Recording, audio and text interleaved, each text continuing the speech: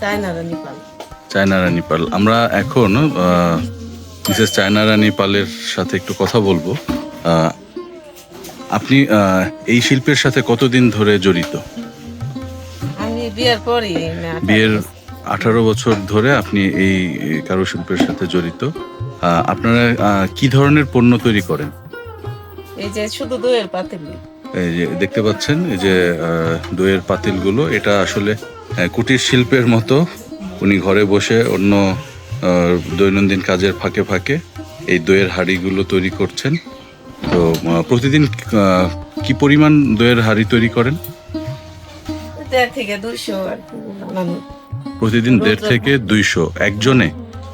একজন জুলুম হয়ে যায়, দুইজন হলে দুইজন হলে ভালো হয়, মানে একজনে সর্বোচ্চ 100-র মতো বানানো সম্ভব। 100 আচ্ছা, 100 বানালে আপনাদের কেমন পারিশ্রমিক দেওয়া হয়?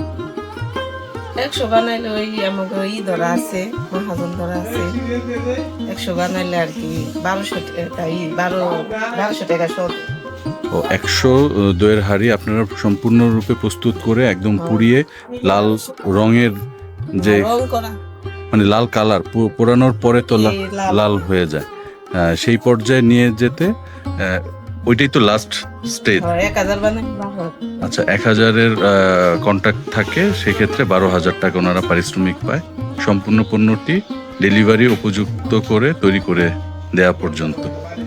আপনারা কে কে এই পেশার সাথে জড়িত? সবাই আমরা। আপনার স্বামী, শ্বশুর, শাশুড়? আমি ঢাকা থাকে। উনি কি করেন? স্বর্ণ শিল্পে। ও, স্বর্ণ শিল্পের। ওইটাও আসলে একটা নিখুঁত শিল্পী। স্বর্ণটাও আসলে একটা নিখুঁত শিল্প। তো ওইটার সাথে ওনার স্বামী জড়িত। আসলে এটা পুরোটাই একটা শিল্পী পরিবার।